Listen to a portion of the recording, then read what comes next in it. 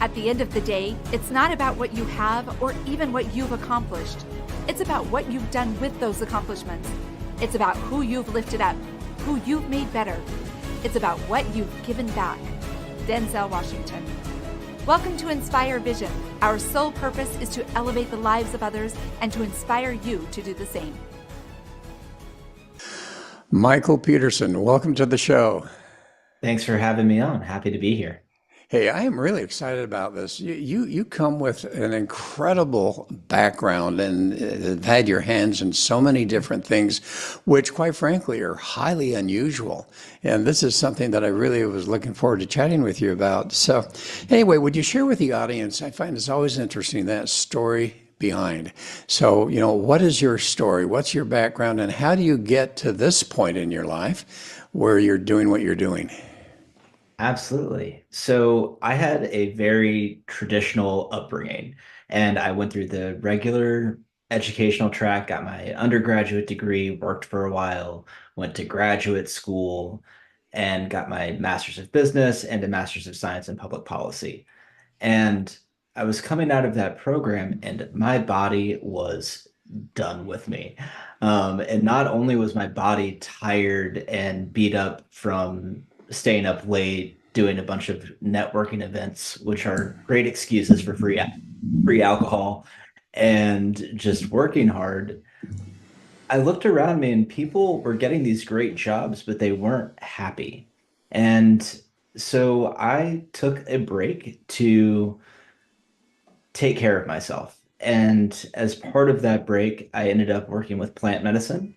And that brought me down a rabbit hole where I spent 5 years studying plant medicine full time, living in Peru, living in Guatemala, working, having, I think it averaged out to a ceremony a week for 5 years, Wow.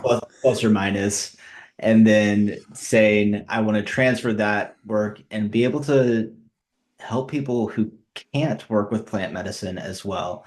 And so I cultivated a skill set that helps people blossom into who they're destined to be in some way, shape, or form, to transform those outdated patterns that are getting in the way. Okay, and how did now, when you talk about the plants, then as far as shamanic energy, is that part of the plants or is that an entirely different thing? They are related and separate. So working with plant medicine, specifically ayahuasca, it is shamanism. And Uh-huh. what happens in that space is energy medicine that is guided by plant spirits, by the energy of ayahuasca. My lineage that I come from is a line of paleros, or people who work with trees. So we work with a lot Okay. of different tree spirits. And at the Uh, same time, sorry, no, no, you go can ahead. all Sorry. you can also do shamanic energy work without any plant medicine, where you're working on just the energy body. And that's what I primarily focus on now. So, how does that work? I mean, when you talk about shamanic medicine, for me, I've heard the word so often and the phrase so often, but I've never understood how it works. It's a great question. It's funny. I had a teacher very early on who said, if anybody asks you if you're a shaman, your first question should be, what do you mean by shaman?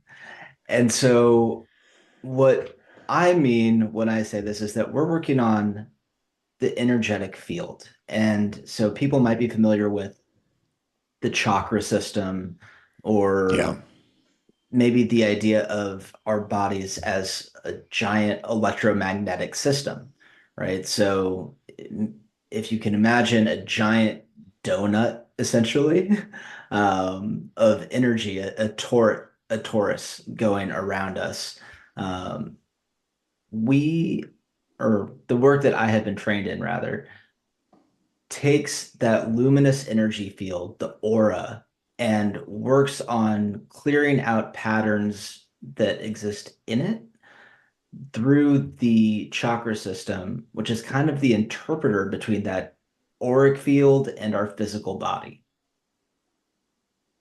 Okay.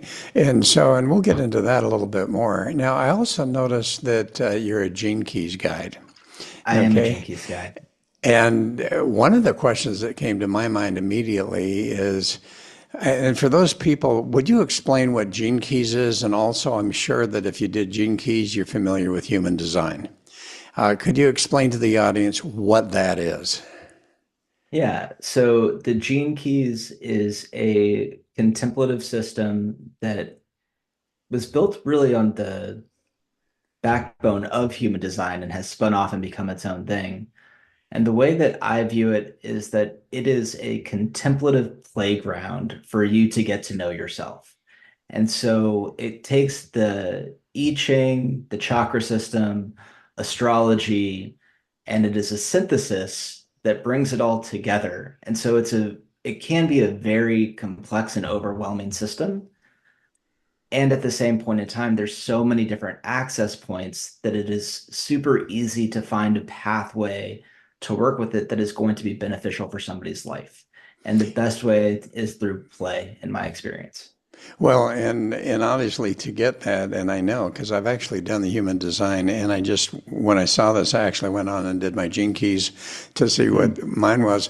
But what's interesting about it is they ask for your birth date, your name, obviously your birth date, where you were born, what time you were born, all those type of things. And my understanding is the more accurate you can be on that, the better the result that you get.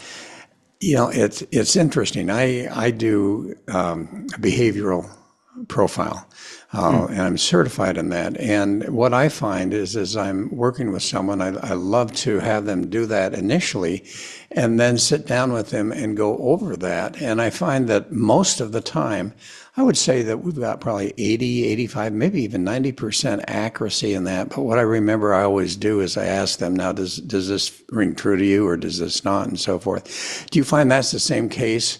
It always makes me curious between what's the difference between letting some type of profile tell you who you are versus self-discovery, which I Mm. would assume is happening through the shamanic energy medicine that you do.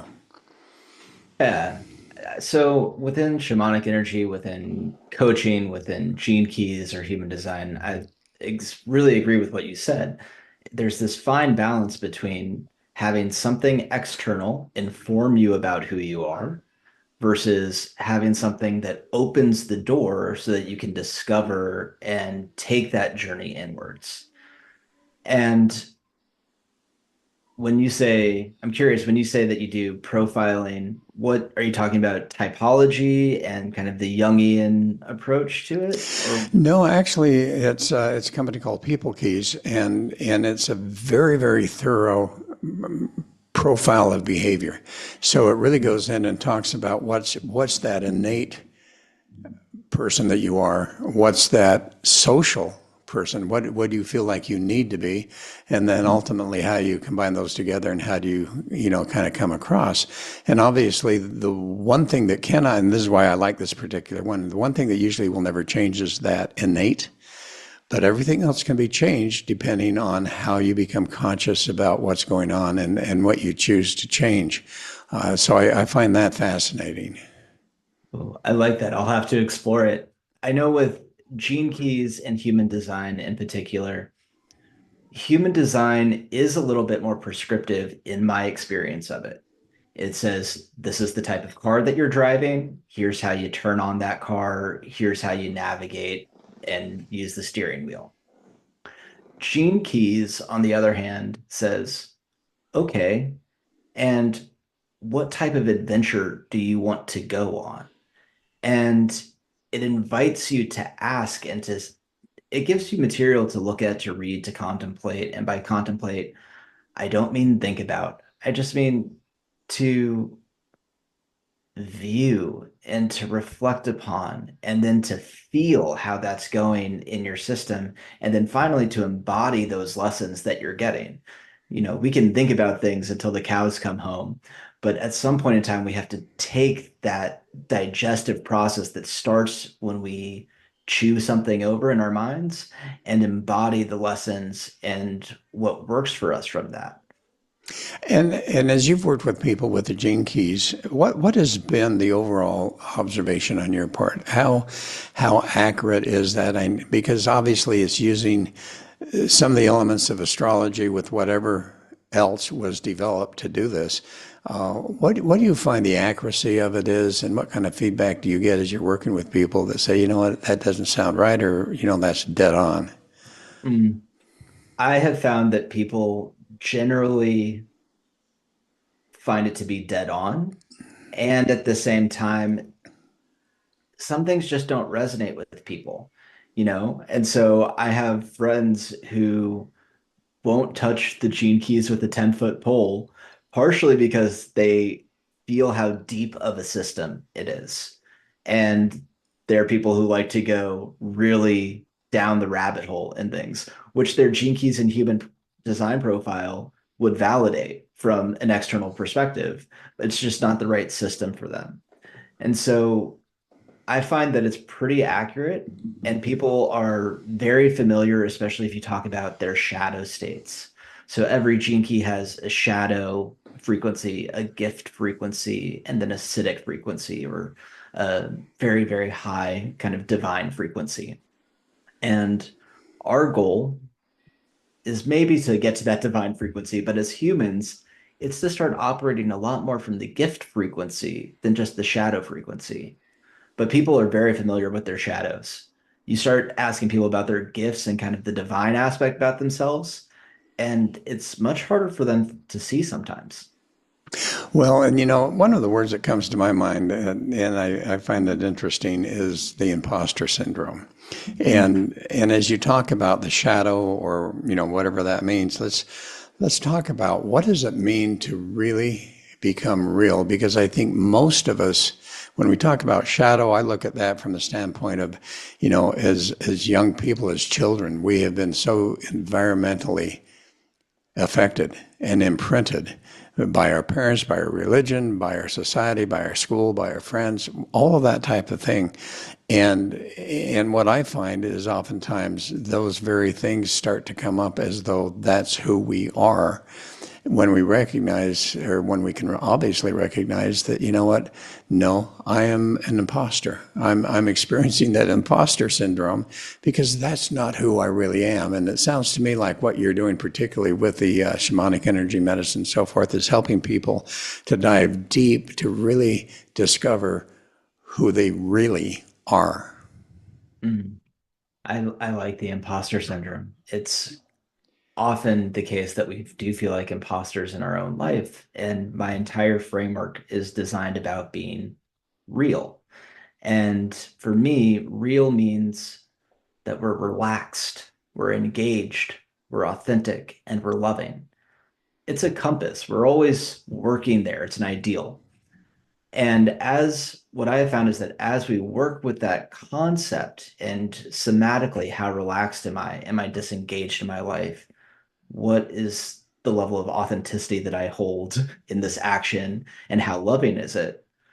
That would, as soon as we start engaging with that, we can start to define and gain clarity around those imprints, those deep, deep patterns that prevent us from being in alignment with that. And it's not like they haven't been there before. It's just that we misidentified them as an aspect of us that is true.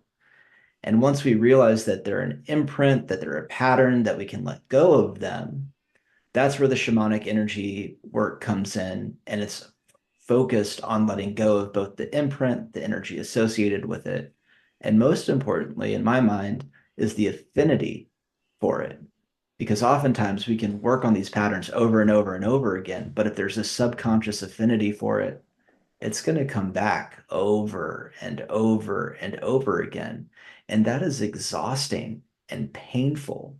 And so the work that I do helps people gain a compass to navigate the terrain of their life so that they can transform those old patterns and discover the treasure that lies underneath them. And it's interesting, we talked about this, and I remember years ago when I first started hearing about these things, it was like, yeah, this is a little bit woo-woo. And, I come from a very scientific background as a dentist. And so I've found it very interesting. But as I've gone on and as I've researched and as I've got involved in different things, one of the things I'm discovering is that they are now scientifically showing some of these things to be true. For instance, you talk about energy and the energy fields. And based on some research that I have seen, they are showing that, for instance, through meditation and tapping into those chakras and giving out and attracting that energy from the quantum field, which is what they call it, that literally scientifically they are showing changes in the body of health and those type of things, and actually in some cases some miraculous healings that go on. And so I think it's fascinating how that works. And then also as we look at the neural pathways and realize that, as we talk about that belief system that's obviously in most cases very subconscious, that you can change those neural pathways to the point where you consciously change who you are and become who you really genuinely are. What are your thoughts on that?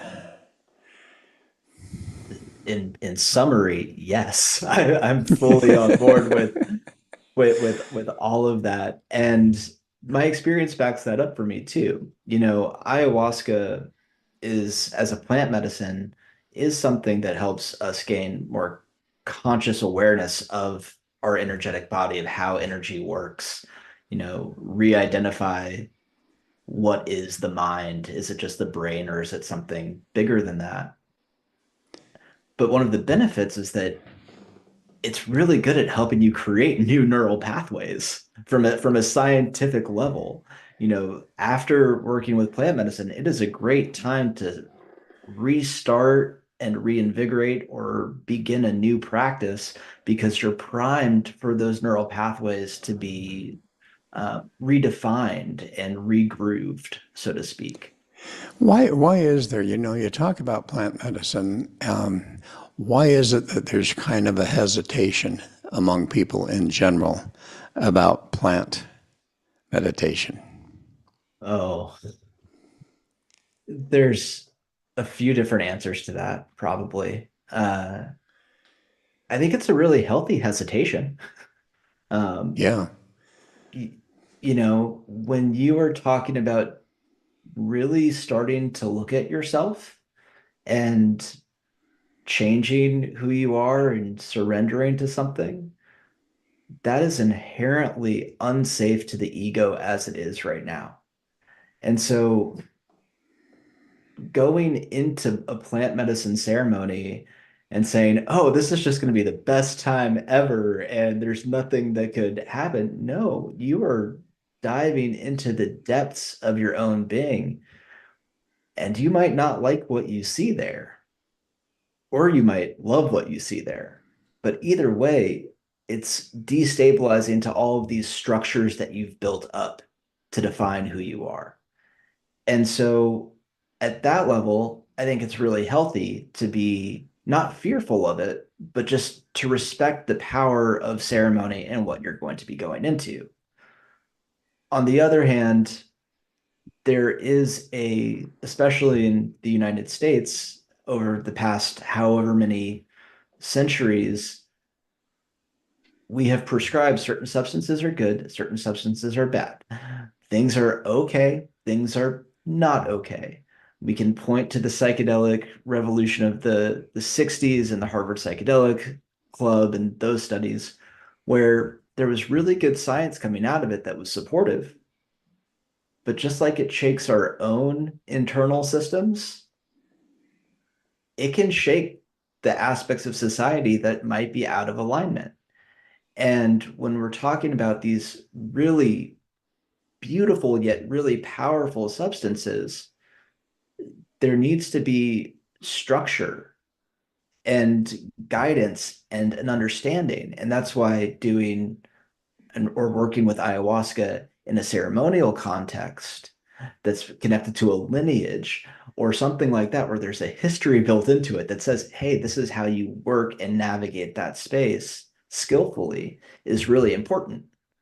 If you just, and I have done this in my lifetime, if you're in the festival scene and you're taking psychedelics, it is really fun. It can be beautiful, but there's no structure around it to help that energy transform and be potent. And so, what could be a wonderfully transformative experience just kind of fizzles. And it's not an event, it's just another experience that you've had in your life. And then it comes back to the same old, same old. Yeah, and I find that as I'm doing those behavioral profiles, one of the things I talk about to folks is as we look at where their strengths are, if they take it too far, it now becomes a weakness. And I think that's true. It's interesting. I actually live in Utah during the summer, and it's been interesting to watch and to talk to my psychologist friends and others, for instance, with mushrooms. And I've never done it. I probably never will. But what they're finding now is they're starting to find that under the care of a psychologist, that they are starting to use mushrooms in a very careful way in a medicinal way, in order to help people get through some of these challenges, particularly with PTSD and some of these other types of things. So it fascinates me how we can take something that can be so good and then overdo it to the point that it does become an issue. And I think that's where we have society coming in and say, oh, it's all bad, when we don't realize that, if it's done correctly, professionally, with care and with caution, it can be of value. Yeah. What is the intention? And that's a moving target for everybody to work with. And I would say that's true outside of just plant medicine or the psychedelic space. It can be true for food. You can overeat. The question is, how do we nourish ourselves? And I said I came from a lineage of paleros, or tree people, essentially. And there is such a thing in the jungle as being tree heavy. You've worked with too many big, sturdy, strong trees. You need some plants, some flowers, some other things to help lighten up that density that can be there. Because ideally, what we're looking for is to be in balance and harmony with ourselves. So, sure, some people might have more of an intense focus in their lives, but that's in harmony with who they are. And other people might be more relaxed and a little flowery and floaty, but that's in harmony with who they are. You can be overly flowery, floaty, ungrounded, and you can be overly grounded and rigid as well. So the question is, how do we navigate our lives skillfully, and how do we navigate our culture skillfully so that we can all be in harmony? Well, and as you've been working with people now, through your shamanic energy and so forth, or even the gene keys, any journeys that you've observed of healing of an individual who has really been struggling emotionally with their mind and all of that type of thing, that's been able to really come out of that situation in a much more healthy, happy way? I have a lot of those stories. Um, my one of my favorites is actually one of the simplest. It was just a very good friend of mine who had been working with plant medicine and going through this struggle where their mind was just spinning and beating them up, and all the same negative talk repeating over and over and over again. And their heart was trying to love those negative thoughts. And at the same time, he was really frustrated with his mind. And his shift that happened was as soon as he realized that his mind and his ego was not the enemy, and it got to come to, it was just something that was protecting him, and that he got to love it all together. then he was able to operate more skillfully with his mind from a heart-centered place. And his life took off. His health started improving, his gut issues started improving, his relationships improved. I mean, it was like a cascade effect that just changed his entire life. And that's a simple version. I mean, I've worked with people who have deep PTSD from childhood sexual abuse or whose parents have, like my own, who have died from suicide or they have had something in their life that's been negatively impacting them, where a lot of this work, and you kind of pointed to it with the mushrooms and working with a psychologist, we can get trapped in trying to resolve these things mentally. We're a very mentally focused culture. But it's not just about shifting our mindset and viewing something in a different way. It's really about changing our underlying myth of how we are operating, this unseen myth that we are living through. And when we change that, then the way that energy flows through our life, the way that those divine synchronicities occur, starts flowing so much more smoothly. And so, I can say people have just lived happier, healthier, more peaceful lives. And I can also say I've seen people let go of deep, deep held somatic trauma so that they can take that next step in their life to find those happier relationships where they learn how to love themselves and be empowered as an individual so that they can be empowered in a partnership. And that to me is some of the best rewards that I have for doing this work. Well, and you talk about ego, you talk about the mind, and it's so fascinating to me that there are others that talk about the ego. How do we let go, and what does the ego really do to us? And there's a book that I've read that it really is fascinating. Talks about ego, talks about consciousness, and talks about the fact that we can either use our brain and allow it to control us in our whole environment and our experience in life, or we can take control. We can truly become conscious and recognize that when those things come up emotionally, which they're going to do when we get triggered, and we all have that happen, that we can consciously look at that and say, you know what, that's not me. Mhm. And I'm going to let that go. It's interesting. I had a friend who's a Buddhist contact me the other day, and the question was, how do I learn to let go? And that becomes a fascinating thing because as we're working with people who are really seeking to overcome all of that emotional trauma and to really become who they genuinely are, I think one of the biggest challenges is for people to learn how to let go.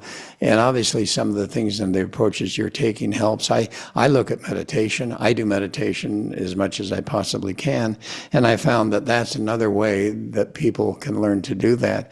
But what has been your experience as you work with people and as you're guiding people and you see them literally so focused, as you say, their mind is focused on those things that come up subconsciously, which is really a dichotomy. Here's the mind supposed to be conscious, and yet in many cases our life is controlled by that subconscious stuff.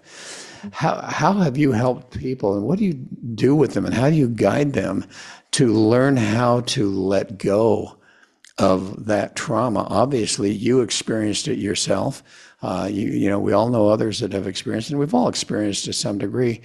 How do we help people to learn to let go of that? Practice. I mean, it sounds trite, but you have to practice. And finding the practice, one of the ways that I work with people is helping them find the practices that work for them. And for me, I always tell people, look, you have to practice magic, things that are and it's another acronym, but it's find a practice that helps you be mindful, that is adaptable, that's gentle, that's inspiring to you and that helps you connect with something greater than yourself, or that helps you connect with yourself first. You know, I love the Buddhist approach to these things where it is kind of the letting go. And there's so many different approaches to what it means to let go and to take that next step. And there's a perspective that to really let go, you have to take the first step of figuring out who you are. You have to create a healthy ego before you can let it go. And otherwise, it's just this great form of spiritual materialism and spiritual bypassing of saying, well, I have all these parts about myself that I really wish I could get rid of. So I'm trying to kick them out the door. And so you're not actually sitting with them. You're not actually investigating them. You're pushing them away and they just get stronger. Well, and you know what the phrase that comes to my mind is that which we resist persists, and and so you know as you talk about letting go, and I think that you've hit on a really key point is that as we look at these things, number one, becoming aware, really becoming aware that okay, this is coming up, and that's where, as you say, mindfulness comes in, true consciousness comes in.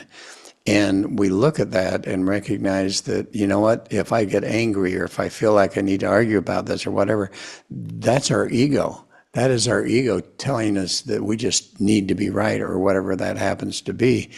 But to be able to get to the point where you consciously not try to put it, not necessarily avoid it, but allow it to come up and then recognize consciously that, you know what, that's not who I am. Mm. And I understand what lessons did I learn from that experience? How has that ultimately helped me in my life? Which I think every negative experience we have, even some of the most horrific ones, I think some of the best interviews I've done is with individuals who have experienced severe trauma in their early childhood.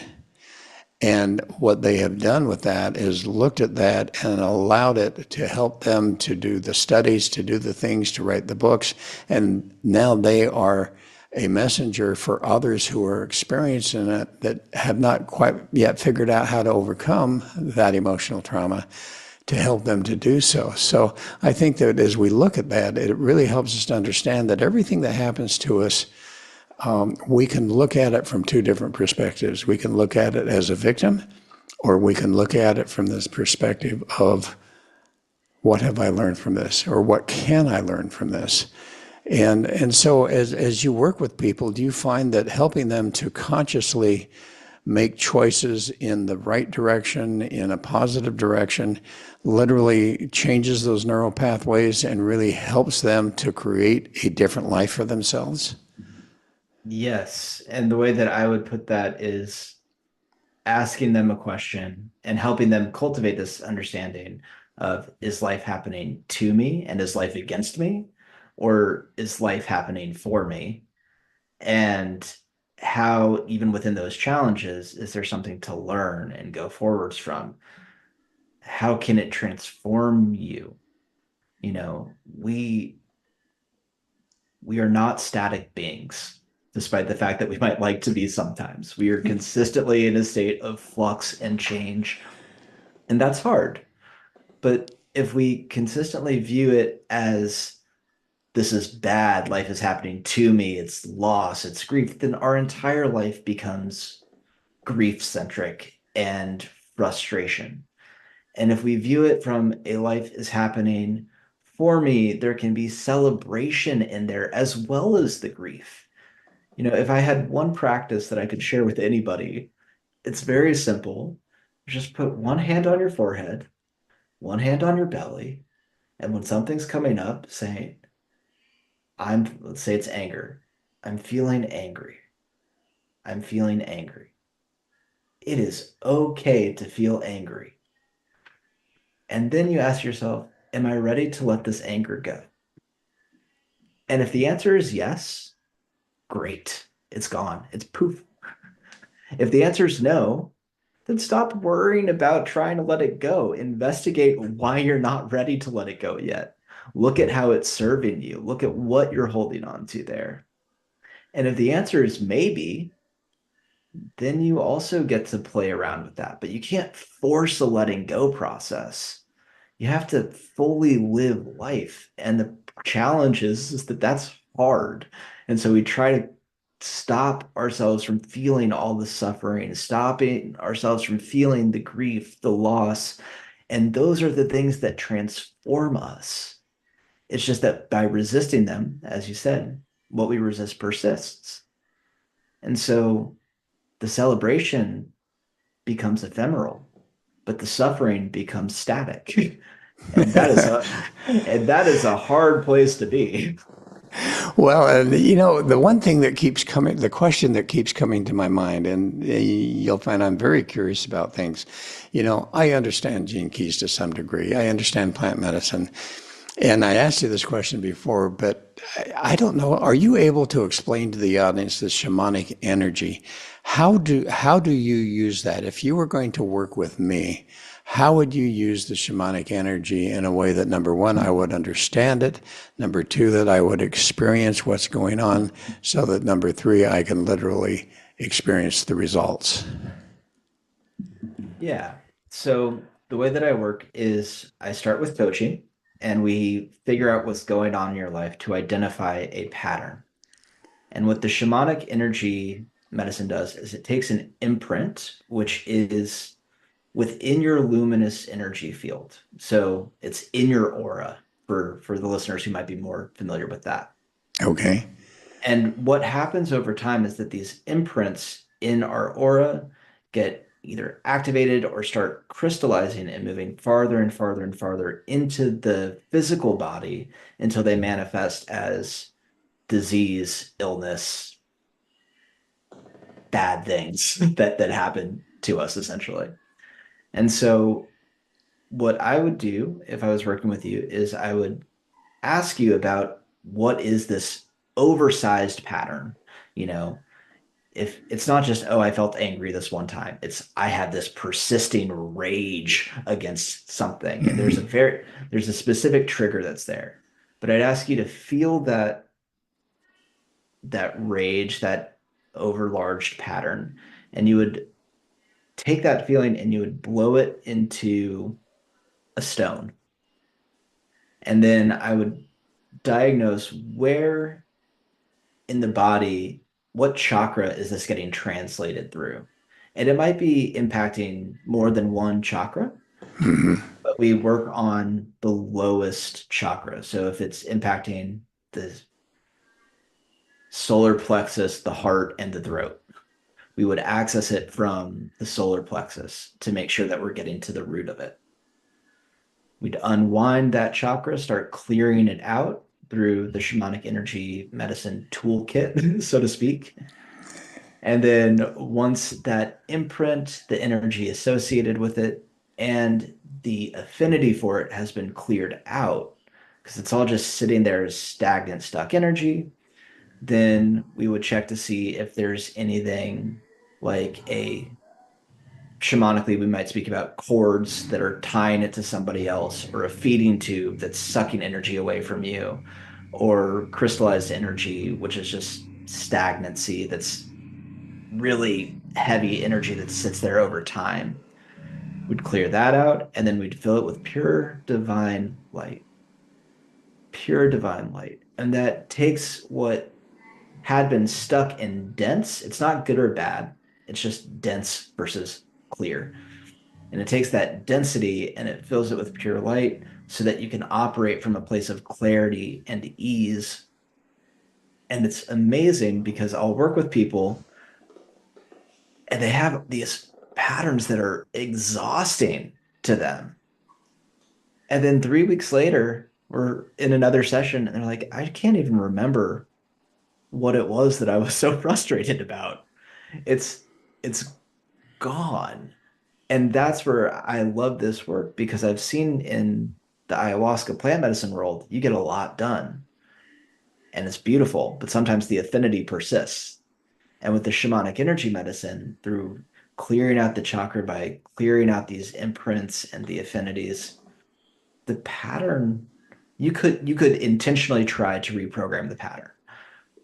But it's like clearing out a samskara if we want to use the kind of Indian mythological point of view. These pathways, like if you're a skier and you ski down a mountain enough, eventually you're just going to end up taking that same track because your skis have grooved that line. So even if you try to take a new one, now it's sloping you back towards the old path. What the shamanic energy medicine does is it's like a fresh pile of snow. And so now the mountain is clear and you remember the paths that you used to take. But the ability to take and carve a new one is so easy. And yes, it takes practice to consolidate and develop those new neural pathways, but you're no longer falling into the old ones. Does that make Well, sense? oh yeah, and I find it fascinating.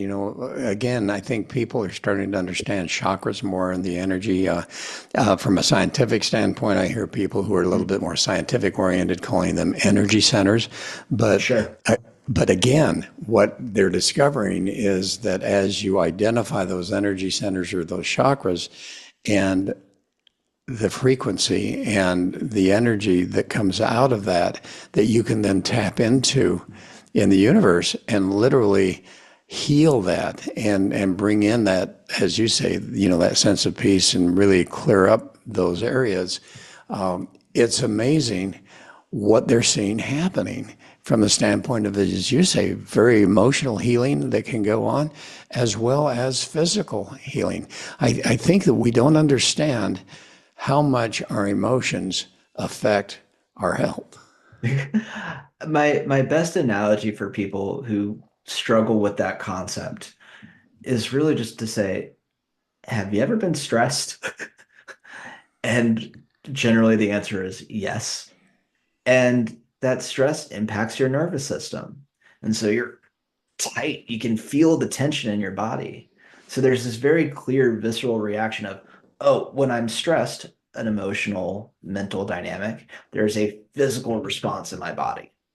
And the cortisol levels rise. And once you have Yeah, those cortisol levels high for over a period of time, it really can affect your health. So absolutely. it's interesting that we talk about these things and so many people go, oh, yeah, yeah, yeah, really. But then as we start to look at it from a scientific standpoint, everything that you're saying is validated through science to some degree or another, depending on how deep, someone has done some research. But the reality is, I don't think there's anything that you've said here that hasn't been validated to some degree scientifically. So here's my question. How do people find you? People can find me on my website, which is www.alchemyshift.com. And that's it. Alchemyshift.com. Okay. I you can probably find me on Instagram or Facebook, but I don't update those. I find that my time is better spent holding down my fort and doing my practices than going there. So my website is the best access point. Are you able to actually do the shamanic energy work via Zoom, or do you have Absolutely. to do it in person? You can do it via Zoom. And this is the crazy part to me. Yeah, I mean, I love this because it blows my mind all the time. Energy knows no time, distance, nor bounds. And so within the proper tools, techniques, and trainings, you can absolutely work on the energetic body from afar, and it's just as effective. And so I would say 95% of my clientele is via Zoom and online. Yeah, that's amazing. So, as we close up today, what I'd love for you to do is share with the audience what would be a message that you would like to share with them that might have some impact in their lives. Hmm. If there's one thing that I had to share with your audience, it would be that life is sacred. Their life is sacred. And there's nothing that they need to do or to fix to improve that. They don't need to repair some sort of cosmic sin They are worthy just as they are. And my invitation to them is to allow themselves to blossom, to allow themselves to be who they are because the world needs them to be. Oh, thank you. I love that. That's a great message. And hey, Michael, thanks so much for being on the show. This has been a fascinating discussion. Thanks for having me on. This was a blast. Folks, hey, thanks for listening. I hope you get some messages out of this today, and please go to his website if you want to get some more information on this. You know, what I find is for everybody, there's a different solution, and we talked about that, Michael, is that, you know, for some, this will work. For others, that will work. And for those of you that have not found something yet to work, this is something definitely that I think you should look into. So thanks for listening. Hope you'll join us again soon. This is Dr. Doug saying namaste.